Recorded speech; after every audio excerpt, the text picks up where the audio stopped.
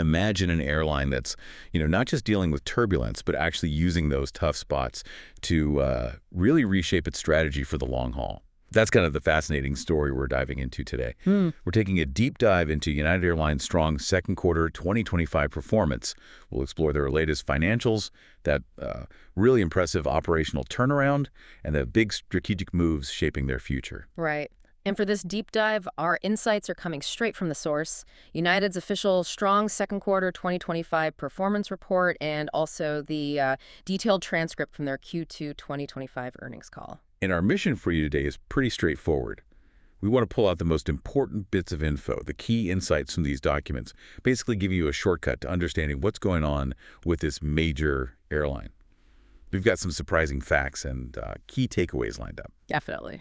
Okay, so to kick things off, let's dig into the numbers. The headline figures from United's Q2 2025, they really paint a strong picture, don't they? What truly jumps out when you look at their recent financials?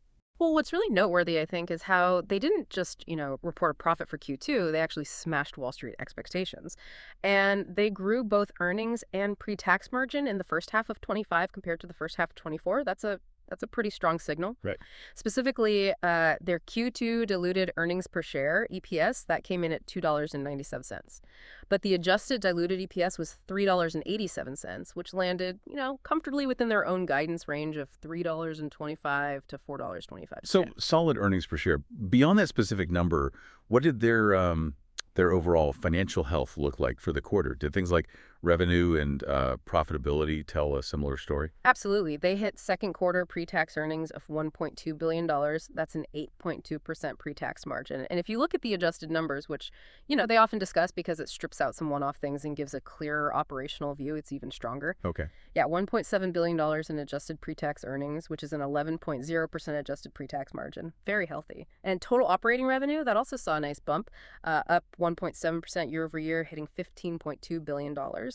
Wow. And looking ahead, they've actually updated their full-year guidance for adjusted diluted EPS to a range of $9 to $11. So that suggests some real confidence for the rest of the year. Okay, so the financials look good, strong numbers there. But United faced, well, a pretty public challenge operationally, didn't they? Specifically at Newark this quarter. This New York story seems like a perfect example of that turbulence we mentioned at the start. How exactly did they manage that shift from crisis to come back in such a key hub? Yeah, this is a really interesting case study in resilience, especially when you're dealing with stuff outside your control. Newark, it's in the biggest media market, right? Most crowded airspace. And it got hit by what United themselves called a perfect storm. A perfect storm. What did that involve? Well, you had FAA technology outages, you had ongoing runway construction, and critical FAA staffing shortages all happening at once. It was messy. It drove a lot of cancellations, delays, and actually a pretty significant 15-point drop in load factors, partly because of all the negative press, Oof. Yeah, that sounds incredibly disruptive. So what was the direct hit to their bottom line from that? And maybe more importantly, how fast did they manage to turn things around? So the Q2 margins took about a 1.2-point hit because of Newark. And they do expect maybe about a 1-point lingering impact into Q3. But the turnaround itself, that's the real story here. It was dramatic. How so? Well, first, the runway construction finished 2 weeks early, which helped. Then the FAA upgraded some key fiber optic tech. But the biggest thing really was the FAA implementing these badly needed hourly flight caps. This is something United had apparently been pushing for over a decade. Hourly flight caps, so basically limiting the number of flights allowed per hour. Exactly. It essentially shifts the operational constraint from the airline having to cancel flights when things get messy to a more regulated, predictable capacity level managed by the FAA. So it sounds like those caps were a real game changer for them at Newark. Oh, absolutely. By June, it's quite remarkable, United's operation at Newark was actually leading all the other major airlines there in on-time performance. And they had the lowest seat cancellation rate across all the NYC airports. Wow, from perfect storm to leading the pack in just a few months. Pretty much. And they said bookings for Newark have now largely recovered, and they don't expect any impact by Q4. United CEO Scott Kirby, he even noted that the world is less uncertain today than it was during the first 6 months of 2025, which kind of speaks to both the Newark fix and maybe a broader sense of stabilization. Interesting. And, just stepping back for a second, it's worth remembering Congress recently passed that big $12.5 billion funding package for ATC infrastructure upgrades. That's a huge deal, long overdue, and should hopefully help prevent these kinds of systemic meltdowns in the future. All right, that context is important. Okay, so these financial and operational wins, they didn't happen in isolation, all right? How did United's leadership frame all this within the bigger picture, the shifts happening across the whole airline industry, especially around demand and supply? What are they seeing there? Yeah, if you connect the dots, it really does feel like the industry's at maybe an inflection point. They mentioned that demand in the first half of the year was actually weaker than they'd expected. Weaker, why was that? They mostly put it down to high levels of uncertainty, geopolitical stuff, macroeconomic worries around the globe. People were just maybe a bit more hesitant. But it sounds like that tide has turned pretty recently. Exactly. Yeah. Starting in early July, they saw what they called a sequential 6-point acceleration in booking demand compared to Q2. And even more striking, a double-digit acceleration in business demand. That's a big jump. Double digits for business. Wow. Yeah. And domestic ticket sales are now apparently showing positive year-over-year yields for the first time since way back in February. So a definite shift. Okay, so demand is picking up. What about the other side of the equation, supply? Are other airlines changing their plans, maybe pulling back capacity? Yes, they're seeing what they call a supply inflection starting around mid-August. It looks very similar, they said, to what happened back in 2024. The published industry schedules now actually suggest slightly less domestic capacity year over year. Less capacity. But weren't projections showing growth earlier? They were. Earlier projections were for almost 4% increase in domestic capacity, so this is a sharp reversal. And United has a pretty specific take on why this is happening. Oh, what's their theory? They attribute this supply pullback to what they bluntly call low-margin airlines, cutting unprofitable flying. They see it as an inevitable outcome in the current environment, and they believe this uniquely benefits airlines like themselves, what they call brand-loyal airlines. Huh. Low-margin airlines cutting unprofitable flying. That's pretty pointed language. Is that view widely shared, or is that mostly United's perspective on how the market's correcting itself? Well, United's CEO definitely emphasized that this whole industry transformation, as he calls it, is still playing out. He stressed that revenue diversity is the only formula that works now, and that United has structural advantages that are permanent, irreversible, and growing. Strong words. Very. Now, other airlines might not frame it exactly like that, pointing fingers at low-margin carriers. But the general trend of focusing on profitable routes, maybe being more disciplined with capacity, that is something you see more broadly. United's just being very explicit about how their strategy focusing on brand loyalty, premium offerings, diverse revenue fits into that shifting landscape. Okay, so they see the setup for the rest of the year looking kind of like 2024. Yeah, they said post-summer 2025 looks very similar to 2024, which, ended up being a very good outcome for Q4 for them, and their stock price ran up too. They do expect Q3 RASM, that's revenue per available seat mile, basically a measure of revenue efficiency. Right. Yeah, they expect that to be negative year over year in Q3, which isn't ideal. But their outlook for Q4 is stronger, mainly because Q4 historically leans more on business travel and premium demand, which plays right into their strategy. Got it. Okay, so beyond the financials and the big market trends, let's talk about the actual passenger experience. How is United doing for its customers, on the ground, in the air? Yeah. What stands out from their operational performance and maybe customer satisfaction scores? This is where it gets pretty compelling, actually, because that operational strength we talked about, especially post-Newark turnaround, seems to be directly translating into a better experience for passengers. Their Q2 consolidated on-time departures and seat cancellation rates were apparently their best post-pandemic scores for a second quarter. Best since the pandemic. That's saying something. How did they stack up against competitors? They ranked second best for on-time departures among the 8 largest U.S. carriers for Q2, which is pretty impressive when you consider they operate in some really congested, tough markets. And they were handling a huge number of people too, weren't they? I think I saw something about record volumes. They absolutely were. Record high customer volumes. They even had their busiest single travel day in company history back on June 22nd, over 611,000 passengers in one day. Wow. And despite those massive volumes, that operational reliability seems to have paid off in customer sentiment.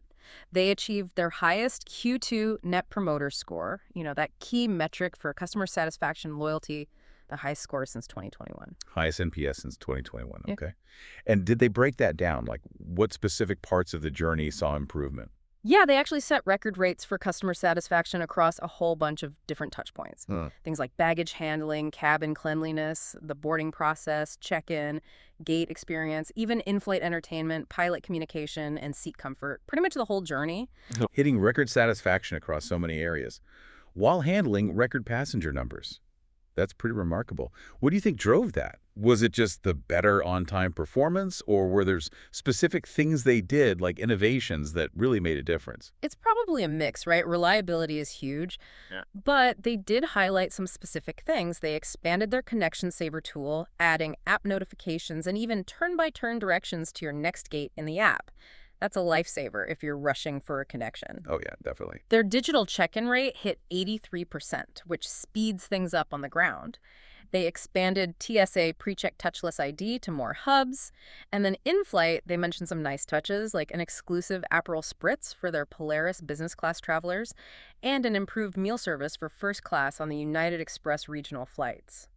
They actually hit a record NPS just for food and beverage this quarter. An Aperol Spritz, huh? Yeah. Fancy. But yeah, those little details, plus the smoother operations, it sounds like they add up. They really do seem to. Okay, finally, let's look ahead. Let's unpack the United Next strategy. This is really their roadmap for the future, isn't it? What are the key pillars driving their growth? What's the plan for their network, their fleet, their customer offerings? Yeah, United Next is central to everything. And if you connect it back to that earlier discussion about market shifts, you see a really clear, kind of aggressive focus on a few key things. Diversification, especially internationally, premiumization, getting more high-yield passengers, and boosting loyalty. Okay, so diversification, what does that look like in practice? Well, they launched their largest international expansion ever, added 8 new international destinations just in Q2, and announced 3 more, including some really interesting ones where they'll be the only U.S. airline flying their planning service to Bangkok, Ho Chi Minh City, and Adelaide in Australia, though those are still subject to government approvals. Wow, Bangkok and Ho Chi Minh City, that's a big move back into Southeast Asia. What about closer to home, or the premium side? Yeah. Besides those 20-plus new international routes, they also launched 12 new domestic routes and 4 into Canada in Q2, so it's balanced. And on the premium side, they're really doubling down. They offered a record 6.9 million premium seats in Q2. Almost 7 million premium seats. Yeah, and they announced that new United elevated interior for their Boeing 7879 Dreamliners. It features larger Polaris business class suites, crucially with privacy doors now, and big 27-inch screens. They made it clear they plan to lean even more into premium products going forward, especially their Premium Plus cabin, that's the premium economy one on the wide-bodied jets. Okay, so more international routes, more premium seats. What about technology and the financial side of the strategy? Balance sheet health is always key. Definitely. On tech, they launched Starlink Wi-Fi on some of the regional jets, offering it for free, which is a nice perk. And they did this cool collaboration with Spotify, first of its kind, apparently, bringing video, podcasts, and audiobooks directly to the seatback screens. Spotify on the screen. Interesting. And the balance sheet. Huge move there. They repaid the final $1.5 billion they owed on their Mileage Plus loyalty program debt, and they did it 2 years early. 2 years early. We mentioned that before. That's a big deal, right? What does unencumbering that asset actually mean for them? It's really significant. Mileage Plus is incredibly valuable, a crown jewel asset, as they call it. By paying off the debt secured against it, they essentially free it up. It's no longer collateral. This gives them way more financial flexibility for future investments, maybe returning cash to shareholders down the line, or just having a much stronger financial foundation. They've cut their gross debt by almost $11 billion since the pandemic started. $11 billion, wow. Yeah, and they're targeting a net leverage ratio below 2.0x, which would put them solidly in range for an investment-grade credit rating. That's a major goal. Okay, and quickly, what about the planes themselves, the fleet strategy? Any updates on deliveries?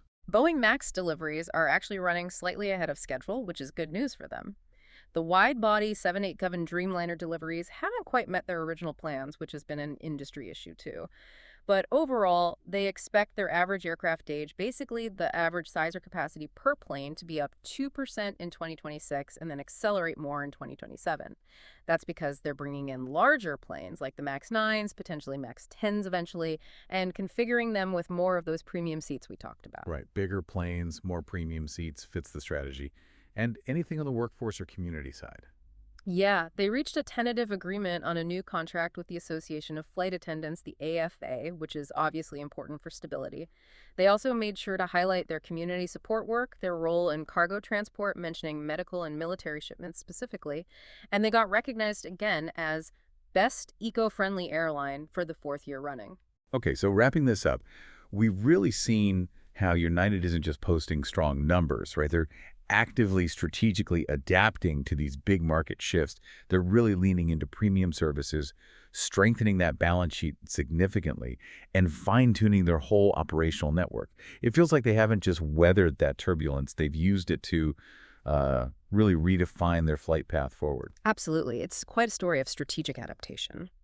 Which leads to an interesting thought, maybe for you listening. Considering United's framing of this, low margin airlines cutting unprofitable flights and their own laser focus on brand loyal customers and premium seats, what does this potential great reset actually mean for the rest of us? For the overall quality and maybe even the accessibility of air travel in the coming years? Mm. Could we be heading towards a more segmented market, one where maybe only these big brand-focused players with strong loyalty programs really thrive, potentially making some types of flying, maybe basic economy on certain routes, less common or more expensive? Definitely something to think about next time you're booking a flight.